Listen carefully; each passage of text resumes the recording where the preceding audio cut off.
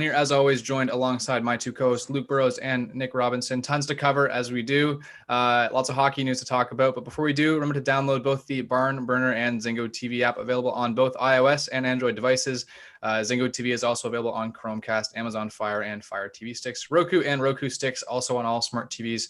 2016 forward. We actually don't have that much news to cover, but we have stuff to cover, at least given the circumstance. And if you have not noticed, it is not just my two co-hosts today. We also have a special guest joining us today, Mr. Kyle Watson. Kyle, how are you doing today? I'm doing wonderful. Thank you so much for having me on. I'm looking forward to talking about hockey. Of course. And Nick, Luke, how are we doing? Good, Doing thank good. you. It's nice and bold of you every show now to keep proclaiming we got lots to talk about. But Yeah.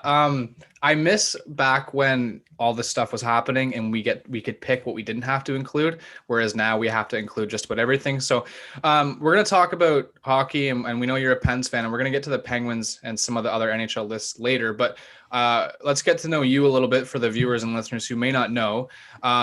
You're a sport media student. We're all in the same class. Talk a little bit about what it was about sport media that led you to it, and how did you get into it?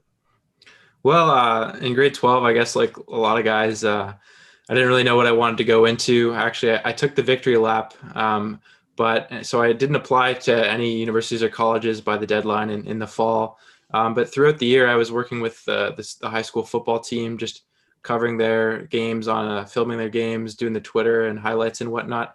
And it was actually a buddy of mine that told me about the program, as well as I knew some people in the year above us. And as soon as I figured out that this was a legitimate, career path and a program in the university, it was pretty easy for me for there. So I just started practicing, started writing for some blogs and working for the Knights. And, I haven't looked back since. It's been nothing but more and more exciting each day in this program as I get closer and closer to a career in the industry. We'll get to your stuff with the Knights later on. Talk a little bit about sport media specifically. What is it you aim to do? Because like a lot of people in our program, we do shows and podcasts and writing, and a lot of people do graphics, for example. But what are you looking to get out of the program, and how are you looking to use the skills you've learned to expand your knowledge, and what do you want to do once you hopefully when you graduate? Thus far, I'm not dead set on anything. Primarily what I've been doing is writing. I've been trying to work on my, on-air stuff, television and podcasts, but I think just having the ability to tell the story through writing and being able to look at it a second and third time and edit it and really take your time with it, and not have to worry about screwing up has just been what I've enjoying so thus far. Yeah, I think I'm just a better with the written word than I am with my voice, as you can tell right now. Well, you're doing fine. Don't worry too much about it. Well, let's talk about the work you do. And again, you mentioned you work for the Knights, and for those who don't know, tell us what you do. What do you do for them? Yeah, so I'm just a writer on their website. Pretty much anything you see that's considered creative on their website is me. Like, I don't do any of the press releases or anything, but all the coverage and analysis and any interviews or features, that's all me. And I actually got started doing that. I live in London, and I worked at the gift shop through the Knights. And as soon as I figured out that sport media was something I was interested in, I figured, what better way to get practice than work with the great team I have available to me in London. So I just met with the PR manager for the Knights, and I said, listen, this is the position I'm in. I'm willing to work for nothing, and just, anything you can do to help me, I'd like to do to help you. And I've been doing it for 3 years now, and it's been wonderful. yeah, well, I think they call that the Kyle Dubas model, right? Start at the absolute bare bones of the organization, eventually start to work your way up. You've got some NHL ties too to what you do in terms of fandom and stuff like that. Why don't you talk about any of the biases you might have? Yeah, so I'm a Pittsburgh Penguins fan. That started when Sidney Crosby came and played in London in the 2005 Memorial Cup. And being 6 years old, I just hopped on the bandwagon of this Crosby kid that all my friends were talking about. And I've been a loyal fan ever since. So, I haven't jumped ship or anything. So you went to the 2005 Memorial Cup. That's pretty cool. Did you make it to 2014 as well? I I think that's when did. the next one was. Yeah. Yeah, we hosted in 2014. We were awful that year, though. We were out in the first round against Guelph, so it wasn't much of a Memorial Cup to watch from a Knights standpoint, other than seeing Mitch Marner in his rookie year. He was great. But it's funny because I had season tickets from the first Memorial Cup, and then I waited all my life till 2015-16 when we won the second Memorial Cup. I was ready to see another Memorial Cup when it actually meant a lot more to me because I was a teenager and understood the sport a lot more. But that's actually when I started working in the gift shop. So I didn't see any of we went 14-0 in the playoffs. I didn't see any of those games. So that was kind of annoying, but of course I get to observe the team from a better standpoint now. So Quick one with the 2014 one. Did you work the game where they played against, was it Brandon Wheat Kings? They played, I think they were in that tournament because I went to one of the games where Curtis Lazar was playing. So I went and drove up to see him. Was really hyped for that prospect. That unfortunately didn't work out. But Kyle, just a couple of quick things about the OHL.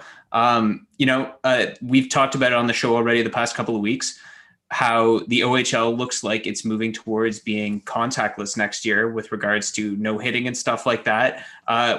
Being pretty familiar with the league and the players and stuff like that, why don't you give us your quick thoughts on the way that they seem to be headed with the government?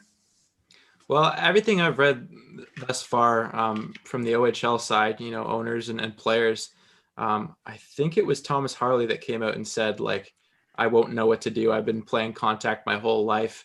And there's kind of a sense that they won't go ahead without contact because, like Thomas Harley's saying, like none of the players would know what to do. It would be almost an entirely different sport, and it wouldn't really be the best thing for them to prepare for the NHL. I know Premier Doug Ford has said that they will try to get body checking implemented, even if it means delaying the season even further. But yeah, I don't see a season this year if Lisa McLeod doesn't want body checking. Well, if there is, maybe take into account just a normal season, what do you expect from the Knights in the COVID-19 season that they're going to be playing? Well, like we've all been accustomed to, I think the Knights are going to be a strong team once again. It looks almost certain that Connor McMichael is going to come back, and he had over 100 points this year in a shortened season, and I think without a doubt he's going to do that again. And I think there's a lot of young guys that are ready to make big jumps, like Luke Evangelista, and then even some of the draft eligible kids this year could be like Evangelista was this year, in that he went from scoring 2 points to almost a point per game, like guys like Roloffs, Logan Mayu, who had a great year with the London Nationals in the Greater Ontario Junior Hockey League. I don't know if we are considered the favorite, though. I think Oshawa is looking really strong, as well as Saginaw getting Perfetti back, and you can't count out the team with Quentin Byfield, even though Sudbury isn't too strong of a team, other than their top players. But yeah, I have no doubt that we'll be right in the mix once again, and I think Brett Brochu and net will be really good for us too. All right, Patrick, did you want to move on then to the winger talk? Yes, let's get to that. So now that we've sort of gotten to know Kyle, we'll get to know your takes, because we definitely have some spicy ones on this show from time to time, and there were definitely some spicy takes on this list, if that even makes sense. Regardless, let's talk about the list itself, and let's talk about the NHL 20 wingers they put out. I think Mark Lazarus tweeted this about a week ago, and we're going to get our initial reactions. I think there's one name specifically that sticks out, and I'm not just saying this to pick on Luke, but there is a name that sticks out here. And, the top 5 order is more or less what I expected from the NHL. Again, I think if anything, we look at NHL lists mainly to criticize it, not to actually think, oh, that's a good list. We see it with their defensemen, their centers. There's always some clickbaity content within, and I think this is one of them. But we'll get your thoughts, Nick, when you I'm gonna pull them up here. Like you said, Patrick, we usually like to sit here and criticize them, but you know what? I'll be the first to say I will not criticize a list as soon as I see one that's actually kind of decent, and I have yet. So we'll pull it up here. I'll pull up the bottom half of the top 20 first, and we can just get our early reactions on that, because I think that's where all the good reactions are going to be. Let's pull that up here. So I think the one that sticks out to everybody is the guy sitting in 17. I don't know, Luke, maybe speak a Does bit it to stick that. out? Oh, Yeah, it sticks out for me. well, I haven't. I love how we're waiting for Luke to justify this entire thing. I know you bring this up and then you're just like, all right, Luke, go. I haven't really studied this list per se. Regardless, is I feel like I'm going to dig myself a hole here. Is JT Miller top 20 wing in the NHL? I think it's debatable. And the reason I say that, because I forget when we had another JT Miller discussion. I forget why we were doing that, but it was I recent. think it was the Oh, redraft. it was, yeah, the redraft, because we were talking about, like, I was referencing Sod and stuff. The reason that I would like to argue in favor of Miller here is just based off his most recent season. And I know that's really hard to do, and it's a bit unfair, I guess, but I personally don't really know what goes into making these lists. Not that it really matters per se, but based off the most recent season, I think JT Miller was one of the best wings in the league. When it comes down to actually placing him, like, he's in 17th here, I think it's pretty debatable. Like, a guy like him coming off just 1 year of 70 whatever points, he could slide a lot. I think you guys want to see him slide. But I do think top 20 wings, he's near the bottom. I think that's fair. I get what you guys mean, because, like I keep saying, it is based off of just 1 year, but I truly and honestly believe he's that good. I'm not saying he's one of the best wingers in the league, but I think he's as good as he appeared to be this past season. So for the next 2 seasons, we'll say, I don't know what is, how many years is he signed for? 2 or 3 more. All right. So for the next 2 seasons, is it a realistic expectation for JT Miller to put up 60 to 70 points, maybe even more?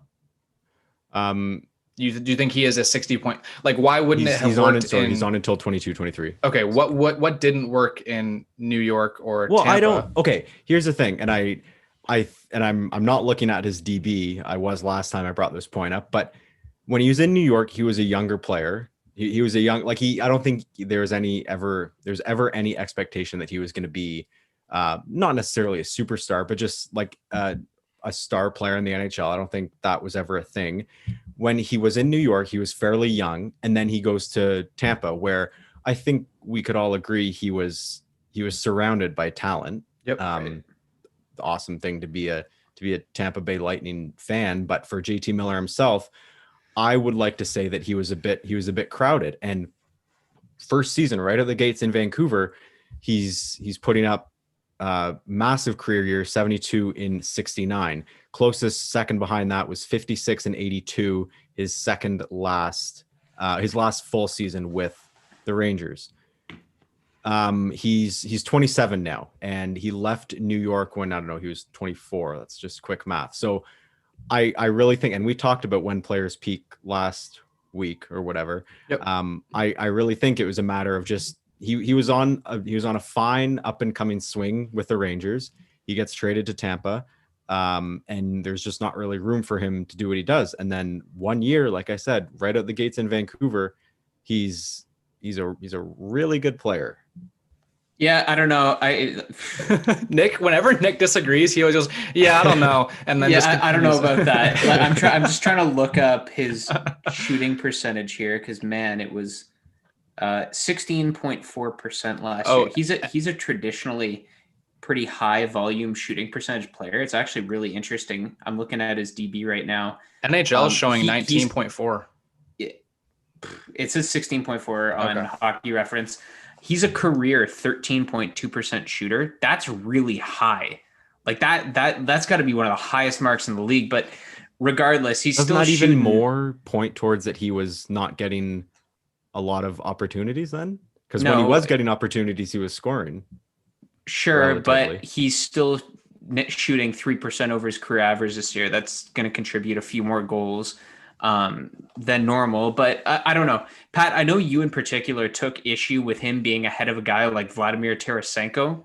Yeah. So, if I may, and I'm not trying to rip on JT Miller. And I was looking at, look, like Luke, in your case as a Canucks fan, and if you're Jim Benning and you have this player, you were expecting probably, and Mike Johnson, I think said this today or a couple of days ago on NHL Network, you were expecting a 20 to 25 goal, 50-point guy. And luckily you got a 72-point guy this season. That's a wonderful thing. And looking at all forwards, he finished 17th in, He can put up 85 points in a full season, I think.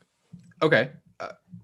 All right. Well, Not that it matters, but no, I know. That's the thing. That's where I'm like, okay, again, maybe with inflated totals, and I don't know over, the next 3 seasons if that's realistic when he's healthy. Regardless, as a Canucks fan, you love this. This is perfect for you. But the issue, it's just recency bias, and I'm not really sure what they are. And we talked about this with the defensive list. What is the criteria that they're following? Because you have him over Tarasenko, which no one would ever do. And you didn't include someone like Gallagher, Nylander, Svechnikov, Hall. And we can debate those players, but I think if you were to ask most people on this panel, if you're picking a winger, I think most of the guys you mentioned, most people would take over I'm JT Miller. I'm not saying like when this, like I don't wait for these lists to come out. I see them when they come out. Right. I wouldn't have predicted him to be on this list. That being said, the fact that he's on the bottom of it, 17th, it means that there were some snubs, and you just named a few guys that could and should maybe be in his place. But I'm just saying, I don't think him where he is should be that shocking to maybe a non-biased, non-Canucks fan. That's all right. That's, well, Kyle, I'll throw it over to you quick. Yeah. I know he's need behind. another I know Jake Gensel's behind him. That's a player you would watch a lot. What gives with that? Well, we can talk about Jake Gensel in a second, but do you have the top 10? Yeah, I do have the top 10 list. I'll pull that up as well. There's just okay. Well, I guess let's let's slag on Miller for us for a little bit. Slag on Miller. We want to get this going. if you want, you don't have to. Well, I think Luke raises a lot of good points, but I think he played with Stamkos, didn't he, in Tampa Bay? So you I don't think he actually would go know. Yeah, from that is a good point. New York to Tampa and put up more points. So here are the top 10 wingers. Obviously, Artemi Panarin up He's not on high, there, like so that's good. Yeah, yeah. No, we'd certainly have an issue if JT Miller was on here. Obviously, Artemi Panarin, reigning Hart Trophy winner, at number 1 right now. I have no problem with that. Pastrnak ahead of Kucherov, I maybe have a problem with. I think Pasternak's great, but I think Kucherov does a lot more to benefit those around him than Pastrnak does. The Marner Rantanen at 7 and 8, like I can listen to arguments either way for that. I know that's been a hot point of debate. But I think one here that sticks out, I think Mark Stone is better than anybody that is on 4 through 9. I really do believe that. I was going to say I'd put him at 6. I would put him at, for me, and while I think Mark Stone is better than probably, I just have a hard time. He probably is an all-around better hockey player than everyone from 5 through 9, but I would just have a hard time putting him ahead of someone like Patrick Kane. But again, that's probably my fondness for Patrick Kane, but I could very easily put him ahead of Huberdeau, Rantanen, and Marner. The Marner Rantanen thing, I think, would we agree that maybe Marner's a bit too high? Is Marner really the 7th best winger in the league? And the same with David Pastrnak. I don't think David Pastrnak is the 7th best if winger. I did this list, my top 3 would be Panarin, Kucherov, Stone. That would be my top 3 here. I would definitely bump Stone. I don't think I'd bump him that much. Watson, what are your thoughts on this part? Well, the reason I wanted to see the top 10 before I made this comment was I think the biggest thing that sticks out to me is where's Andrei Svechnikov and where's Brady Tkachuk? Yeah, I don't know. Tkachuk not yet. Tkachuk not yet. I don't think. I think Tkachuk's a really good. He's so unique. I just don't think he's got the offense there yet to be in contention for this list. Svechnikov, I definitely think those should have been on this list. Can we see the other one again? I just wanted, because I would maybe put 2 at once. I'd maybe put Svechnikov in for Miller. No, well, yeah, yes, like I won't lie, but I'd maybe put him in top 10. I just want to see who's on 10 to 20 again. But that's probably the biggest. Yeah, I don't know. It's Yeah. Svechnikov again. I Yeah. think he should at least be in the top 15, if anything. I would put him It's- top 10. Yeah, Just based on he's who's getting here, there. for Like sure. I think one more good year for Svechnikov, and he'd definitely be in the top 10. Well, I also think had he not gotten that injury in the playoffs, he would without a doubt be in Right. here because the way he started the play-in, I guess I should say, was incredible. Yeah. Saying really unfortunate that he got hurt the way he did, but I don't know. This is another example of the NHL's list, man. They Yeah. I don't know what exactly the criteria is. I would love to see a breakdown as Right. to. I'm not sure exactly who makes the lists either. If it's collective, Right. we don't know like any about what they're doing And- to get this list because if it's a collective thing, 9 people could have not had JT Miller on their ballot, but one guy could have had him at 5, and that automatically puts him Right. at 17. Like we have no idea. Like it would be helpful to have some context as to what Yeah. goes into this. And we kind of had this difficulty whenever we do our redrafts. We look at past seasons. Someone like Mika Zibanejad, who Nick, I know you rated very highly. We were kind of stepping back and saying, okay, if he didn't have the monster season he did, would he still have that? So you have to factor in both and kind of find that fine line of what you're trying to evaluate with. But I will say, someone like Tarasenko being 20th after a down year. If Patrick Kane has a down year, is he all of a sudden bumped into the top 5? Is Ovechkin bumped into the top 5? Not that Tarasenko is on that level, but this is a 30 to 40 goal scorer every single season, and bumping him to 20, I think, is a little ridiculous. If we have no more comments on that, we can talk a little bit about the Penguins and have an outsider's perspective, or non-outsider's perspective on the Penguins. So, Watson, Kyle, because you're my classmate, I'm calling you Watson. It's okay. Kyle. Yeah. Let's talk about Pittsburgh. Before we get to Jim Rutherford's moves, the coaching changes, the signings, all the trades, let's talk about the plans and what went wrong. Did you want to like celebrate in his face for like 10 No, minutes here? I'm wondering where you're going with this. No. I'm trying not to. Aside from getting, as Luke would say, their confidence dismantled by Kotkaniemi and other kids. Let's. I wouldn't. What do go you that think? far, but- What do you think went wrong for the Pittsburgh Penguins? Well, first of all, I guess I wish I had a clear-cut explanation. I can try my best to explain what happened, but I really don't know. I was kind of baffled every game we watching some of the best offensive players of all time not be able to put up any points against the 24th best team in the league. I think the first thing, obviously, is Carey Price played pretty much as well as we've seen Carey Price play before. And then on the Penguins side, I think we were playing our best hockey in December before the trade deadline, and actually without Sidney Crosby. So I was a fan of the Zucker trade, but then they start bringing in these guys like Marlowe and Evan Rodriguez, and the lines start changing, and they actually went on a skid to end the year, and then you have the big break between COVID, and they came back and they just never got it going, and they didn't seem to try anything different. They weren't really switching up line combinations. I think the biggest change they did was put Schultz on the power play. And I think the other big thing was when we were playing our best in December, it was with Tristan Jarry. And Matt Murray came back. I think he won 4 of his final 6 games. So there was a bit of a conundrum on who to pick. But I think they should have kept Matt Murray on a tight leash. And they didn't put Jarry until the 3rd or the 4th game.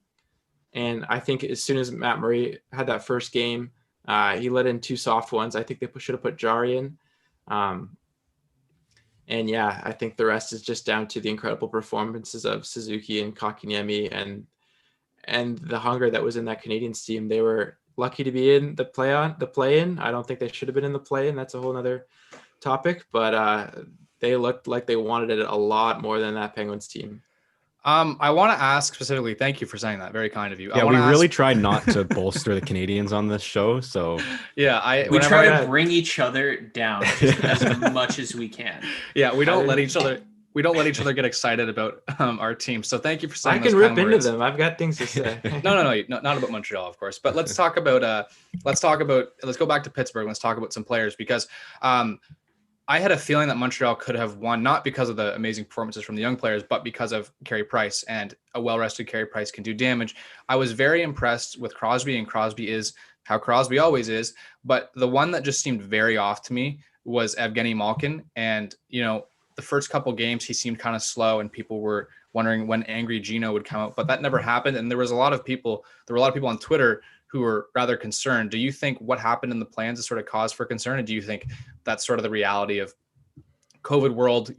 People didn't really care about the plans as much as others maybe thought. And before you start on this, he's been quiet the past 2 playoffs. We can't forget, like the Islanders playoffs where they were swept the years prior. He was silent in that series as well. Like, what's going on here with Gino? I think this is something Malkin suffered with throughout his whole career. Like throughout his whole career, he's always played better when Crosby's not playing. It's kind of a shame, honestly. Like you're blessed with 2 of the best centers of all time, and you can only really get one of them going at a time. But yeah, I think Malkin obviously is a very like plays based on how his mood is, and yeah, I think the circumstances he was in, like he's already won 3 cups, and then to go through all this COVID stuff. And have to play in such a weird format. I just don't think Mike Sullivan was able to get the best out of him. And I'm not ready to give up on him yet. Obviously the past couple summers, Malkin's been in trade talks amongst the fans and amongst neutrals. But I don't know. I think maybe this is the last year before, if he has another performance like this in the playoffs, that I would start listening to trade offers. But I don't know. I think you should also consider, after the poor regular season he had last year, he had a great year this year. He was one of the best players in the NHL 5-on-5. Well, I'm a little shook to hear that Malkin trade proposal, because we talked about it, I think, about a month ago, about Pittsburgh's core, what Rutherford was doing about it. And I think I don't know if we agreed, but of the big 4, and I was going to ask this later, but because you mentioned potentially listening to offers on Malkin, I won't say the big 4 because Crosby's untouchable. Of the 3, Gensel, Malkin, Letang, if one of those is being moved, is Malkin really the one that's most likely to be on the move? Because I've been reading a lot of people are worried that Rutherford might do sort of a knee-jerk reactionary trade and move on from Malkin because of how it's been going. Do you really think Malkin would be the one to move, or would it be Letang or Gensel? Well, I would be surprised at anything at the Jim Rutherford these days, especially after the knee-jerk reaction with Kessel. But I think it's Malkin because I don't think you're getting rid of Jake Gensel. He's the best player by far out of the younger side of the Penguins, and he's basically our only hope of winning after Crosby and Malkin start to age. He's on a good contract as well. A great contract. That's worth noting. And I don't think you get rid of Letang, because then we don't have a single top-pairing defenseman. Really, I guess Brian Dublin's kind of on the edge. So yeah, I think it would be Malkin, and then I think what you do from there is you try to extend the winning period of Crosby. I think Crosby will last longer than Malkin. So rather than trying to win right now, you could try to maybe win for the next 3 to 4 years, because I think Crosby's going to play very long, and I think longer than Malkin, especially with the work ethic problems Malcolm has. So I could see it happening, but only if he puts up another woeful playoff performance.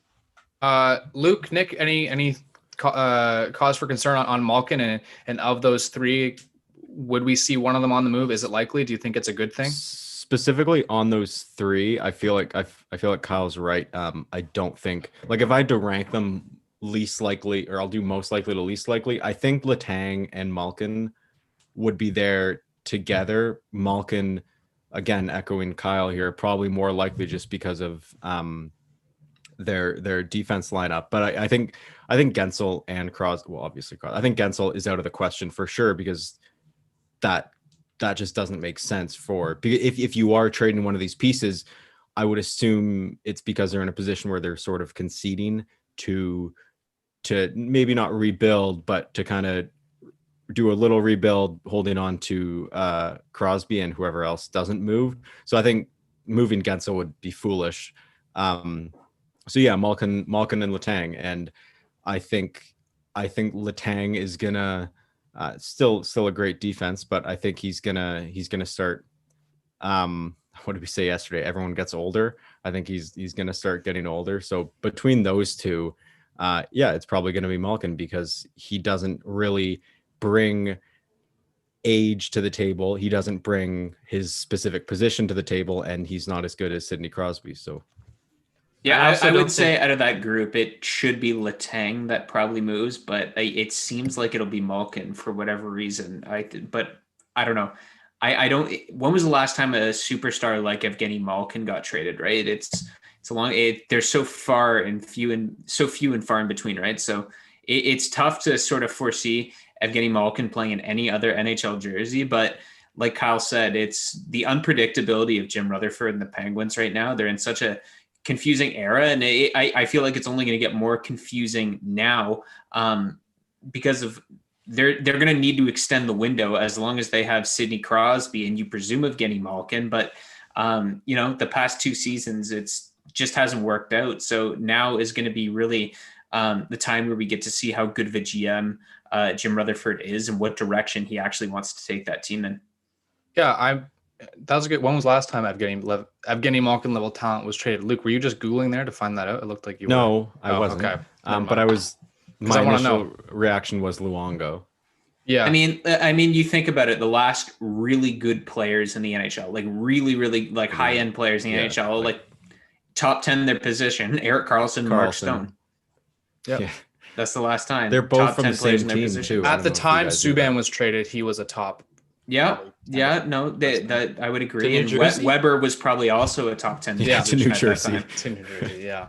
All right, well, let's touch on some other moves. Let's touch on this was a weird one. Patrick Hornqvist to Florida for Mike Matheson, Colton Sevier. Again, Colton Sevier, just under 500 games in his NHL career, a bottom six winger. I don't think we have to touch too much on him, but I want to ask you about Mike Matheson because he is one that I think a lot of people are sort of split on. Underlying numbers aren't great. Again, 6 more years on that contract that we all know. But what are your thoughts on this deal for Mike Matheson? Do you think this is an improvement? I'm assuming you're asking me. I think this is a move to get faster. The Penguins, when they won those 2 cups, were kind of playing a style of hockey that wasn't widespread across the league, like the high pace, north-south game. And so at the same time as losing a little bit of cap from Hornqvist, they're also adding a guy that can really skate. It wasn't too exciting of a trade for me. I don't really like it. I'm okay with it. I think he's going to play on the third pairing. So having a guy worth $4 million on your third pairing isn't the greatest. But I think one thing that's worth noting is in Florida, they're a lot more okay with the defense rushing the puck. But when you have guys like Crosby and Gensel, he's not going to be rushing the puck so much. And that's kind of where he makes a lot of his mistakes. So I think in the right system, Matheson can be a pretty good player, but I think they could have got something better for Hornqvist if they were really trying to get rid of him, someone not worth so much. And I just really don't understand Jim Rutherford's obsession with trying to take guys like CC, get Branson, and Jack Johnson, worst of all, and trying to revive their careers. Like, this is getting weird at this point. This is like 3 or 4 defensemen. Well, you mentioned the problem right there, right? It's the evaluation of defensemen. We see so many teams make miscalculations on the blue line, how much it costs them. And I think, Jack Johnson was a massive mistake. And I think everybody knows that. But to then go out and replace Jack Johnson with Cody Ceci makes even less sense. What do you think about Cody Ceci? Obviously, you've probably heard a lot from me. You've probably heard a lot living in Toronto about what he brings. Are you scared of what's going to happen when you see Cody Ceci hit the ice?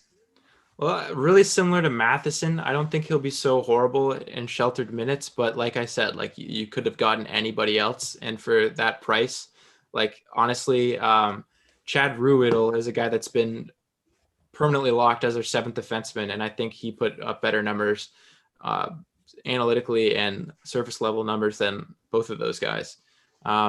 And especially the CC move didn't make a lot of sense for me, considering Letang and Marino are arguably our 2 best defenders, are both right-handed. So it's not like he's going to get much playing time. So it's like same story as Matheson. Like, it's like, why do we keep going for these types of guys? And especially after all that relief of getting rid of Johnson, I think there's some people tweeting out like, oh my gosh, like they're just going to go sign Cody Ceci knowing Jim Rutherford. And then they actually did it. And that's why I'm not so confident in the Penguins. If I can, I don't want to defend Mike Matheson too much, but he is a good skater. But you also mentioned the transition play of the Penguins is so much for Crosby Malkin to do a lot of the skating, not for Matheson. And hopefully if there's any, because they made some personnel changes as well along their bench. So maybe if those coordinators can allow the defenseman to skate the puck up, because look, you can find plenty of tape of Matheson being a really good puck mover from the back end, skating and generating chances. And I think if he can do that in Pittsburgh, it can serve to be a pretty solid signing, never mind the term. Let's talk about the Matt Murray trade. That was Matt Murray to Ottawa for a second and a pick, or a second and a prospect. Second and John Gruden. Right, yes. I think Penguins fans are frustrated with Matt Murray, especially in the play-ins. But is that okay with you? Or, as a Penguins fan, did you want them to hang on to him, or are you confident in Casey Smith and Jari? I was kind of on the fence with Murray, but at the same time, I don't think he's really put up 1 year yet, and he's pretty far into his career. At the money he was demanding, I think I'm more comfortable with DeSmith and Jari. I think DeSmith and Jari in small samples have been better than Murray has been in the past 2 or 3 seasons.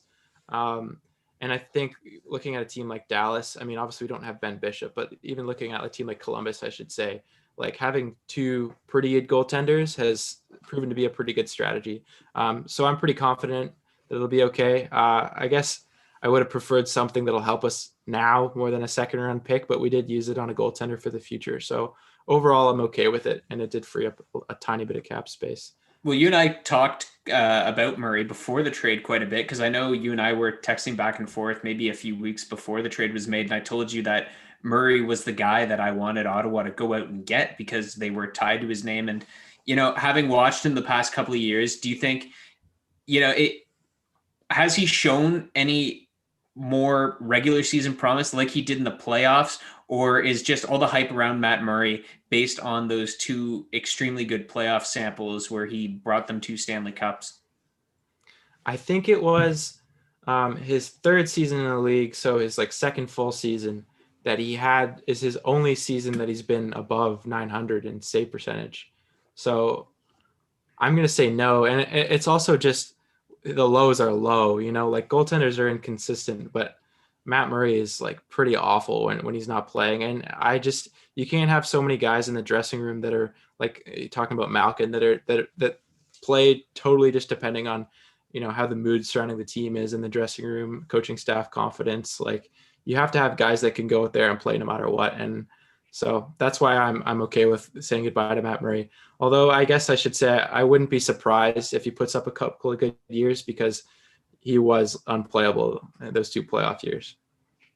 Right. Luke, anything to add on this particular Matt Murray discussion? Not really. The only thing, Pittsburgh's goalie situation dating way back to when it was Fleury and Murray. I forget how that was, I don't know, 2-3 years ago. Man, they've now. really benefited from goalies. Eh? Yeah. They've had some good ones. So 16-17 was the last year. Yeah, but he went to Vegas. They seem to keep getting themselves into these situations where it's not a bad thing, but they have to make some decisions about their goaltending. And so far it's been pretty reasonable. I just think eventually, I don't know, because I'm not to say kind of the tactic of Fleury obviously was Pittsburgh's goalie for a long time. He leaves Pittsburgh, and then kind of under the assumption you've got Murray, he leaves Pittsburgh. So it's not bad. I think it's a bit interesting. It's a very minor goalie dilemma that, I mean, myself as a Vancouver fan, I know a bit about, but it'll be interesting. And I think Pittsburgh is kind of taking it not a risky route, but the riskier route. But it could very well pay off. So we'll see. Yeah. It has so far. I can attest to that as well. Back in 2010, when the decision was between Price and Halak was coming off his playoff and his strong performances. And I think losing Fleury was easier to swallow because you had Matt Murray, and Matt Murray kind of saved the day in some of the playoffs. So hopefully they can sort of right the ship and have goaltending, because, elite goaltending is hard to come by. And, they got that inconsistently from Fleury and somewhat inconsistently from Murray. You touched on Cody Ceci, so unless you guys kind of talked about that, we don't have to touch on that too much. Let's talk about the big move. Let's talk about the the big one, the one that is up for debate. And I think that's when people were really starting to turn on Rutherford. And that was the 2021 Evan Rodriguez, Philip Hollander, David Warsofsky to Toronto for Kasperi Kapanen, Pontus Aberg, and Jesper Lindgren. Let's talk specifically, again, the outside pieces we don't have to get too much into, but let's talk about the nucleus of the trade itself. The first Hollander for Kapanen. I think that's what most people would describe the trade as the first captain for him. So what do you think of this? And I'm going to pose it to you, Kyle. Are you happy with this move in any way? First of all, nucleus. That's a very good word. I like that. Thank you. I think Hollander could probably have a higher ceiling than Kapanen, but I'm all for winning right now. If we're gonna win with Malkin, Letang, and Crosby, like I mean right now, like next year, throw it all. Let's win. Like I don't care about picks. I think that worked for Tampa Bay this year. I think they were obviously in a better place for us than when they traded for Coleman and Goodrow. That they give a first for Goodrow. That got a lot of criticism. And I think Kapanen fits nicely into our system. I don't think he's ever going to score like a top 6 player. But I think that there's been a lot of guys that have played with Crosby and Malkin that have done a job that haven't been top players. You think of guys like Chris Kunitz and Connor Sheary. So, yeah, I'm fine with it. It's pretty pricey for Kapanen, but I think everybody in the league knows we're trying to win right now, and we give away picks pretty easily. So that wasn't the trade that made me mad the most this summer. Which one was? Yeah. Yeah. I guess not trade. I should say move. I would say getting CC and Matheson in. And like I thought when we got rid of Johnson and Goodbranson, we were done kind of going for these wash-up defensemen. Yeah, and I know we've looked a lot at what the package the Penguins gave up, and it was really high, and I think we're sort of underrated. Kasperi Kapanen is a solid player, and, Sidney Crosby is good enough that he got Chris Kunitz onto that 2014 Canadian gold medal team. So, the guy's clearly a miracle worker. So do I think Kasperi Kapanen is like a 50, 60 point scorer? No. Would I be shocked if Sidney Crosby turned him into one? Not in the slightest, because he's Sidney Crosby, exactly. And that just seems to be what he does, right?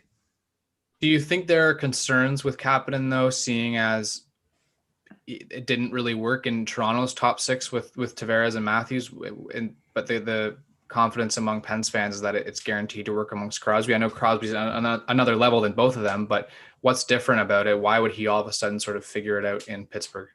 I don't think it's a guaranteed thing at all. I think you look how many wingers you've seen tried on Crosby's line throughout the years that just end up playing with Malkin. Like even Jason Zucker already looks like his time with Crosby's been up, which I don't think it should be, because I think he's looked good in spurts with Crosby. But yeah, like you said, I think Crosby's just on another level. And I think that I've never really seen Tavares or Matthews bring a player up, elevate them up that much, other than you could say Zach Hyman, but I think Zach Hyman plays it in a much different way than Kapanen. Right. But that's a good comparison. I don't know. I just think he fits into the system. Like we play such a quick game. And I think especially on a line with Crosby and Gensel specifically, I think there's room for him on that line to just kind of do the work that they won't and move the puck down the wing and get it into not be relied upon for scoring when you have Gensel and Crosby next to him. Do we have any more questions for him on off-season moves? Because I've got a little thing I want to know his opinion on. Maybe everybody else is here, because I saw a reverse retro leak. I have a quick question, just sort of a comment before we get to reverse retro, real quick. You mentioned win now, and one thing that we have always credited Jim Rutherford for, I think the Zucker trade was excellent, was his commitment to winning now. Every single year, he has said, win the cup, get the best out of Crosby and Malkin. And while that is admirable, do you think, look, Crosby's 33, Malkin's 34. Do you think what would be a better situation? I'll pose this to all of you, or maybe Kyle, if you just want to answer this, getting Kapanen, who you know what you have in right now, or keeping that 15th overall pick, getting an Amirov, getting a Dawson Mercer, getting whatever forward, you name it, who in 2 years will be very good. What do you really think? Yeah, which of those two options, what would you prefer? Because I think in 2 years, even though Crosby will be 35, you still want to win with Crosby, even if he's 35. So is it really worth giving up that pick because I think at some point those teams aren't going to have to rebuild, but sort of reset, recoup assets. So what do you guys think of that? And Luke, Nick, if you guys have comments as well. Yeah, I'll let you guys answer. I feel like I've been stealing all the airtime today. I think it's I mean, it obviously depends. And in Pittsburgh / Rutherford's case, he's made it pretty clear what his intentions are when now. Right. So therefore, I think Kapanen was the right way to go. Like objectively, from like a very overall standpoint, who knows? You don't know how that 15th overall pick is going to pan out. You can only do so much. So was it the safer option? I don't know. Was it the better option for what he's claimed his vision is? Yeah. So it's it makes sense for the Penguins specifically. Any other team in that position, Kapanen instead of a mid first rounder, I don't know. Like it's questionable, but I don't think it's a massive error either way.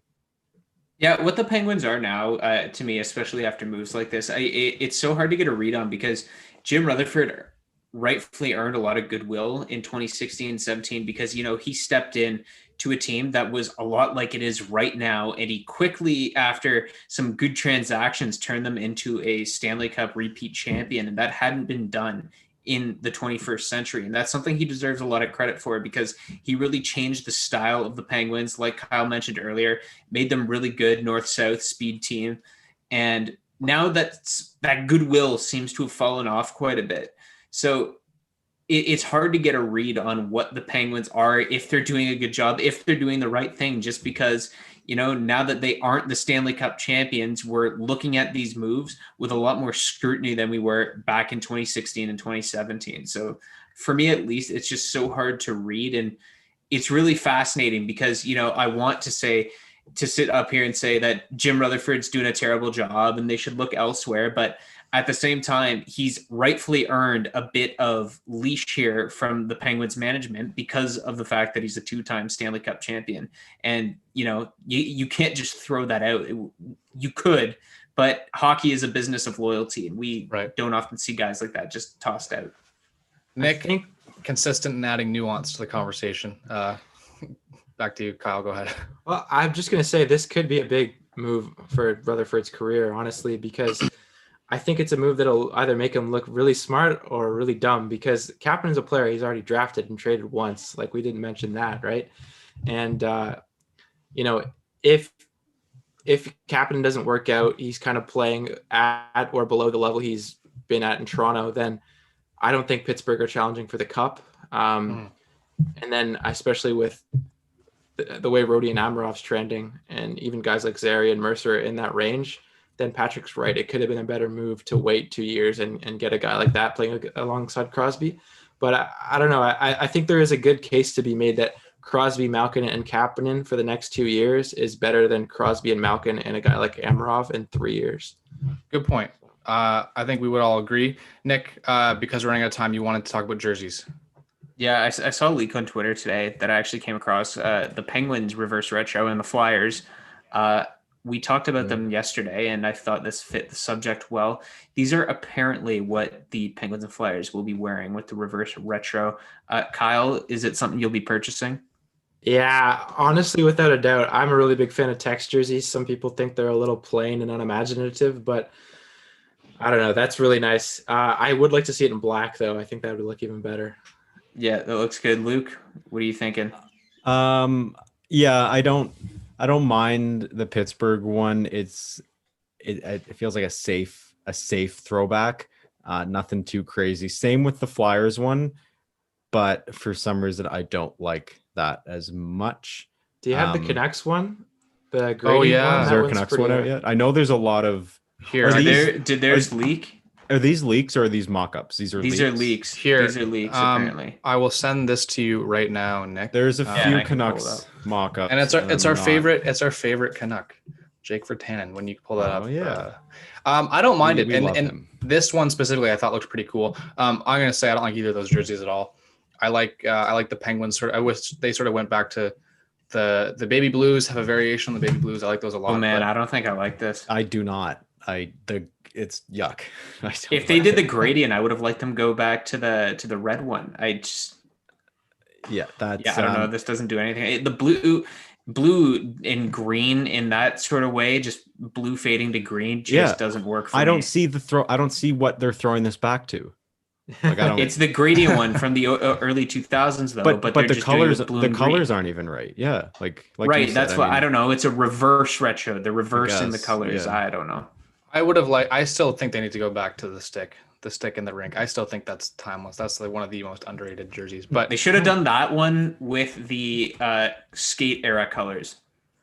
yeah, Yeah. that's a I good don't one, love yeah. the skate, but I love the colors. Oh my. See, thank you, Watson. jeez. Thank you. No. It's definitely Vancouver Canucks PR. Please DM me. I will give you the rights to that trademark that I just claimed. So yeah. It's I find that one's what. Real quick, Kyle, what do you think of the Kachina jersey? Is that one of the best jerseys ever? We're about to make Luke really mad. I don't know. Maybe. I don't know. It kind of looks like something you'd see in like ESHL. Is that a bad thing? I like it. It's just very unorthodox. Like, and it's kind of got this like hipster, like attachment to it now that people that don't even watch hockey will buy it. So, why is That's Luke a good point. for it or Yeah, against I never it? thought of that. That is a interesting point. As we wrap up, yeah, here, we got a couple minutes here. Did you guys want to play? Kyle, did you want to plug anything?